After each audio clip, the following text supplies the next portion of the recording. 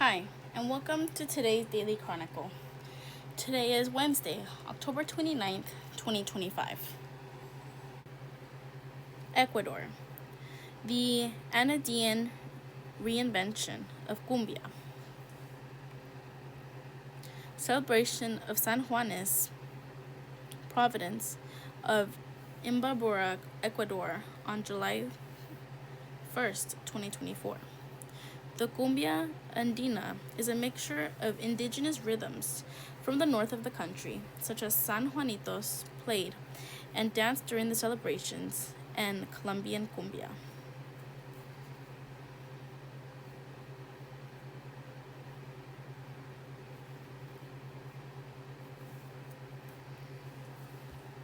This is part of a special series, Cumbia Across Latin America, a visual report across 6 countries.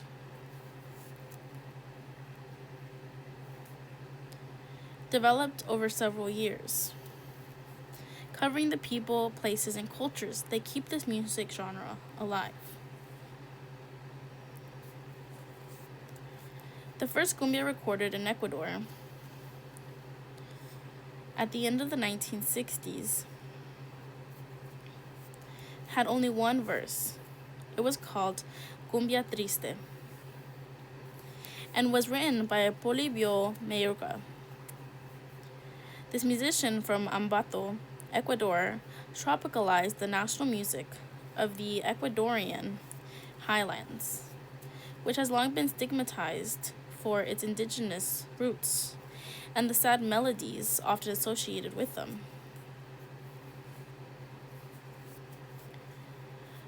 Mayorga combined the rhythms of San Juanito, traditional Andean music, with rural Colombian cumbia, which arrived in Ecuador via the record industry, already processed and whitewashed. The result marked a new identity for many provincial migrants who came to populate the country's urban centers. A view of the Imbabura volcano in Ecuador's Imbabura province on July 2nd, 2024.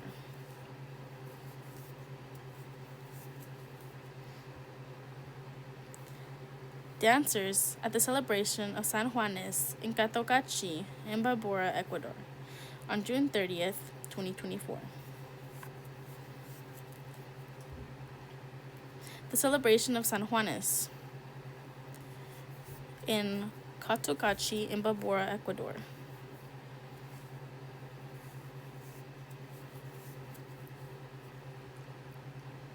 People get together at a park in Licon, Chimborazo, Ecuador, on January 1st, 2024, for Los Cumpancheros concert in honor of Divino Niño, or Baby Jesus. Modern devotion to the Divino Niño originated in Bogota, Colombia. In the early 20th century, another example of Colombian influence in the region. While Polibio Mayorga laid the groundwork for an Ecuadorian Colombian sound, cumbia sound, it was musicians like Medardo Luzaria who transformed the genre into a national sensation. His son, Manuel Luz Urgaya, plays with the cumbia orchestra, Los Cumpancheros, and when he talks about his father, his eyes shine. Merardo was Manuel's teacher and one of the most respected musicians in the history of cumbia orchestras in Ecuador. At the end of the 60s, Medardo created the orchestra Don Medardo y sus Players. Medardo recorded more than 100 albums, and his emblematic cumbias, including Cumbia Chonera and La Novia, still live in the collective conscience of the entire country. Many of his children and grandchildren created multiple orchestras after his death, all still playing his golden repertoire. Giovanni Vivas, a trombonist, and Brian Torres, a bassist in the Cumbancheros Orchestra, prepare to perform a New Year's Eve show in the Andean town of Quero, Ecuador, on December 31st, 2023. The concert took place in the town's central plaza.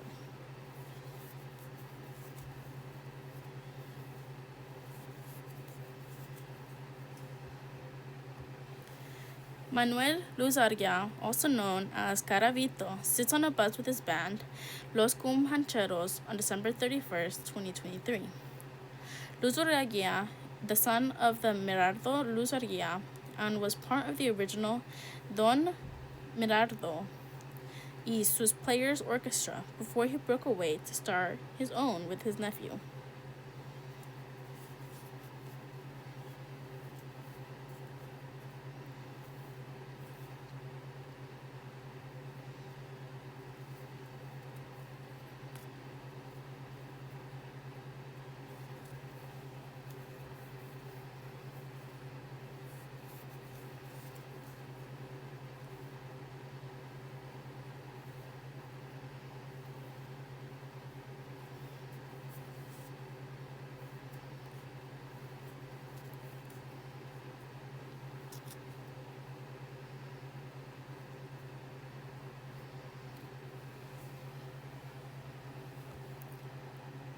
Ricardo, the manager of Los Chumbancheros and one of the Mardero Luzarga's grandsons, prepares as the band gets ready to perform.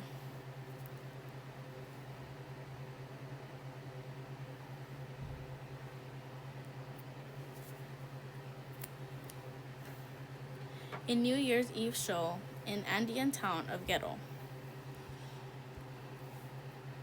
The cumbia orchestra Los Cumbancheros perform near the city of the Riobamba in the Andes of Ecuador. People from the town of Tiwinsa, a district in Ecuador's Morona, Santiago province, dance to the rhythm of Los Cumbancheros Orchestra. Stephanie Guerrero has wanted to be a canelita since she was 5 years old. Standing with her boots and red hair extensions, a female Teno Cumbia group that hires young women from all over the country. Thousands participated in the latest call-out.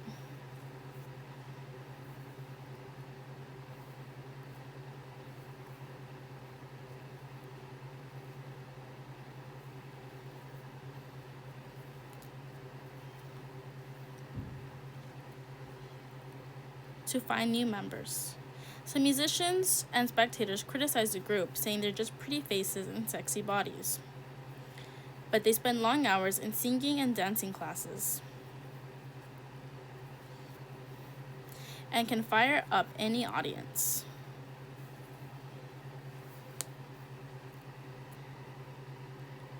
Technocumbia, a product of mass consumption, mixes indigenous rhythms from Ecuador and Peru to make them danceable.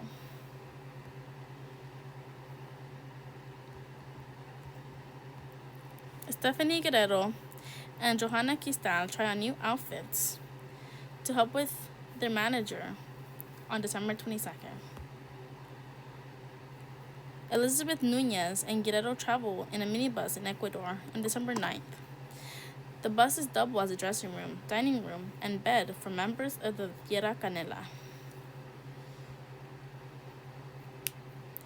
Tierra Canela performs at an LGBTQ bar in Quito, Ecuador on December 9th, 2023.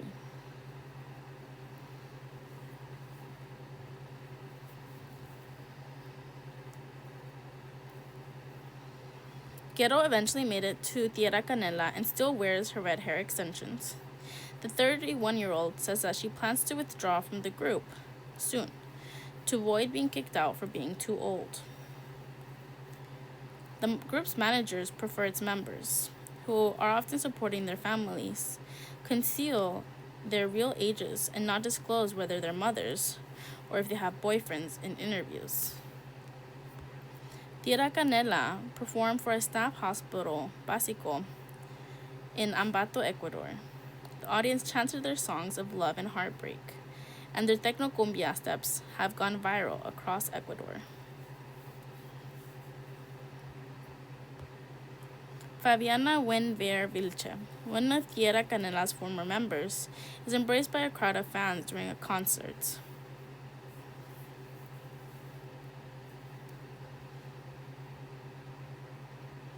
Vilche lays on the ground exhausted after a long day of work, with Charit Hernandez, the daughter of another member of the group.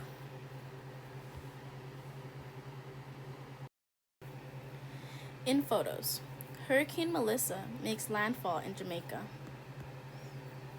A man walks in Kingston, Jamaica, as Hurricane Melissa approaches, Tuesday, October 28, 2025. Hurricane Melissa has made rainfall in Jamaica with the winds of 185 miles per hour. The massive Category 5 storm continued to strengthen up until the moment it made landfall.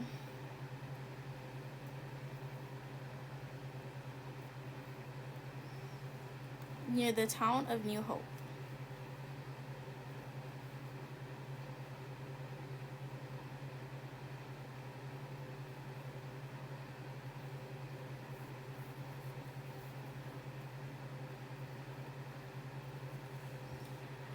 And this is a monster of a storm that meteorologists say will be in the history books. Only 6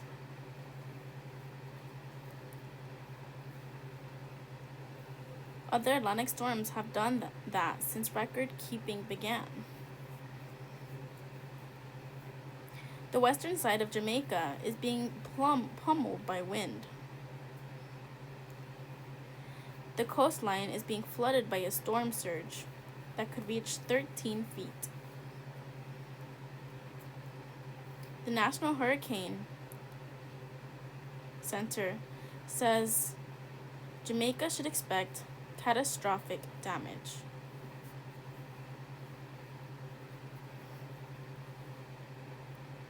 Here is what the scene looks like now.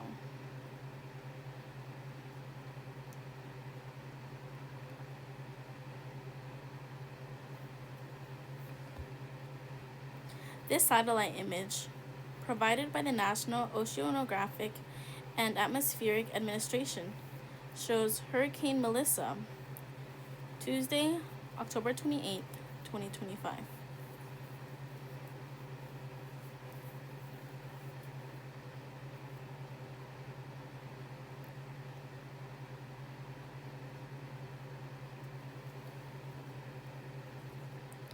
Waves crash onto the beach in Kingston on October 27, 2025. Hurricane Melissa threatened Jamaica with potentially deadly rains after rapidly intensifying into a top-level Category 5 storm, as residents scrambled for shelter from what could be the island's most violent weather on record.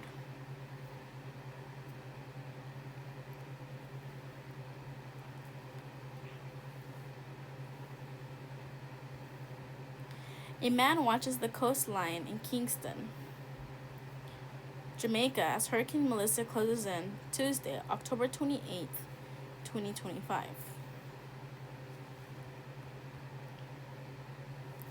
A man wades through a flooded street ahead of the forecasted arrival of Hurricane Melissa in Old Harbor, Jamaica, Monday, October 27, 2025. Douglas Butler, a retired fisherman, fills up a barrel of water for his household as Hurricane Melissa approaches in Port Royal, Jamaica, on October 27, 2025.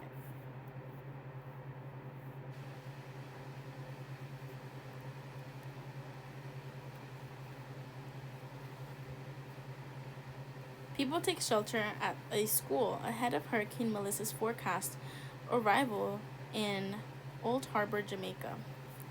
Monday, October 27th, 2025.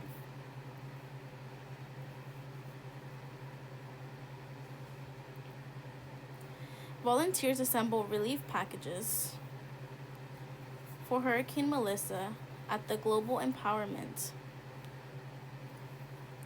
Mission headquarters in Miami on October 27th, 2024. Hurricane Melissa threatened Jamaica with potentially deadly rains after rapidly intensifying into a top-level Category 5 storm. As residents scrambled for shelter from what could be the island's most violent weather on record.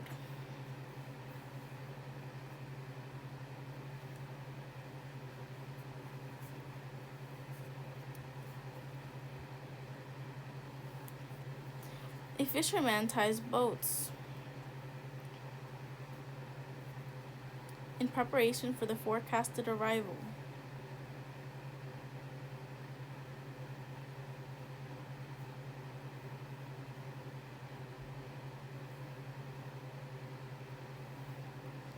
Of Hurricane Melissa in Old Harbor, Jamaica, Monday, October 27th, 2025.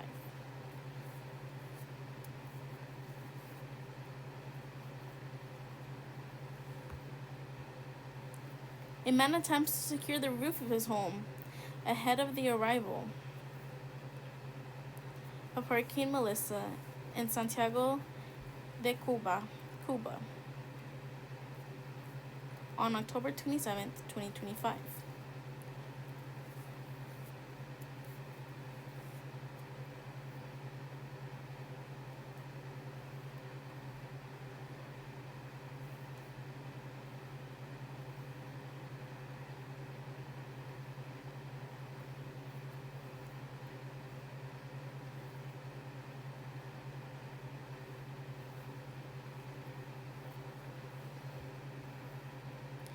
Waves splash in Kingston, Jamaica as Hurricane Melissa approaches on Tuesday, October 28th, 2025.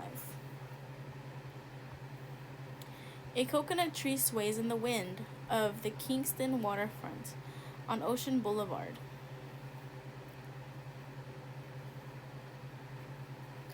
In Kingston, Jamaica, as Jamaica starts to feel the effects of Hurricane Melissa on October 26, 2025.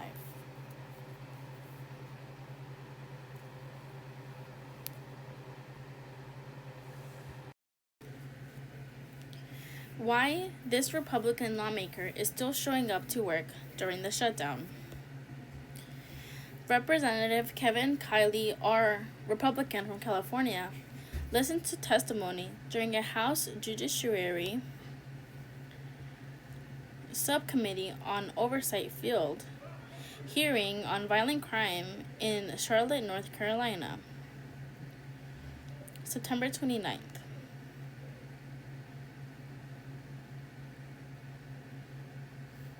In a recent interview on Morning Edition, Kiley discusses his decision to continue working during the government shutdown.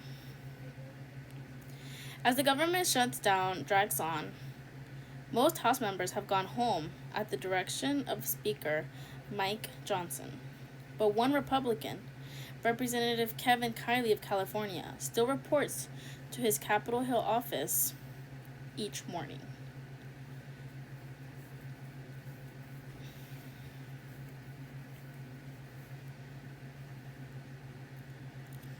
I'm looking for any and all constructive conversations toward getting us out of this mess, Kiley told Morning Edition's Michael Martin. The good news is, I've had a number of those from folks on both sides of the aisle.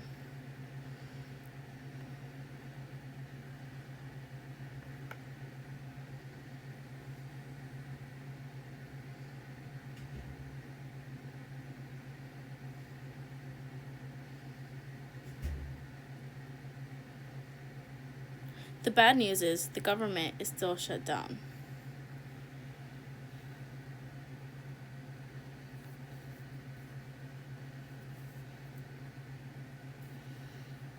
Kylie, who represents California's 3rd District, which includes Yosemite and Death Valley National Parks, has criticized Johnson's decision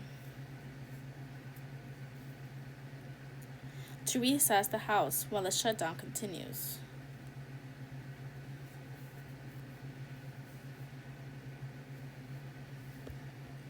It's all the more urgent given the fact that the government is shut down and we're starting to see people losing their food assistance benefits. We're seeing flight delays and all the other compounding costs to the American people, he said.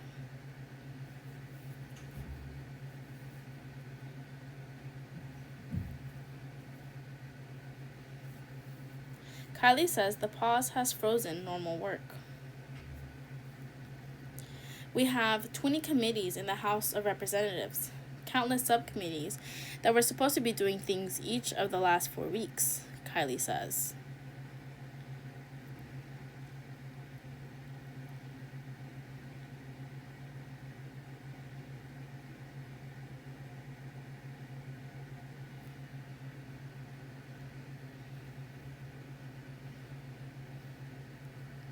Johnson argues keeping lawmakers home pressures the Senate to act on a 7-week funding bill. Kylie disagrees.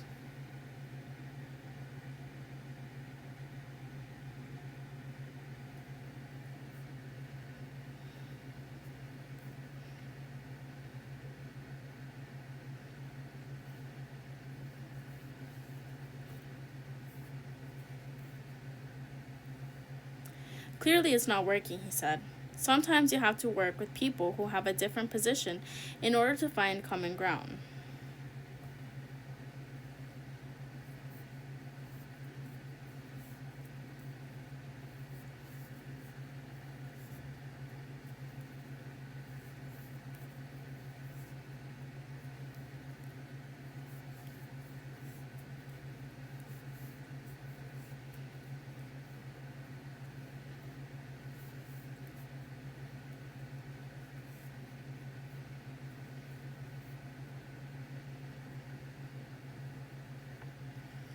Democrats have criticized Johnson's handling of the standoff, accusing the Speaker of using the recess to delay the swearing-in of Representative-elect Adelita Grijalva, who won a special election to fill the seat of her late father, Representative Raul Grijalva of Arizona. Johnson has rejected that claim, saying the delay is unrelated. Kylie says he supports seating Adelita without delay.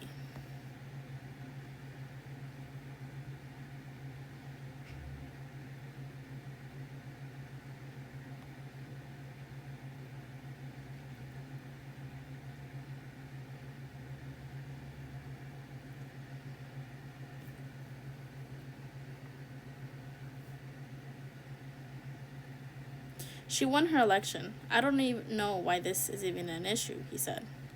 He added that he's open to negotiating over the expiring Affordable Care Act subsidies, a key reason Democrats have refused to support the current funding bill. That's enough interest on both sides for a deal, Kylie said. I don't see why we're not talking about that now. For now, he's continuing to show up to his office each morning and act to remind the colleagues that Congress should still be working. We should have a functioning House of Representatives, Kylie said.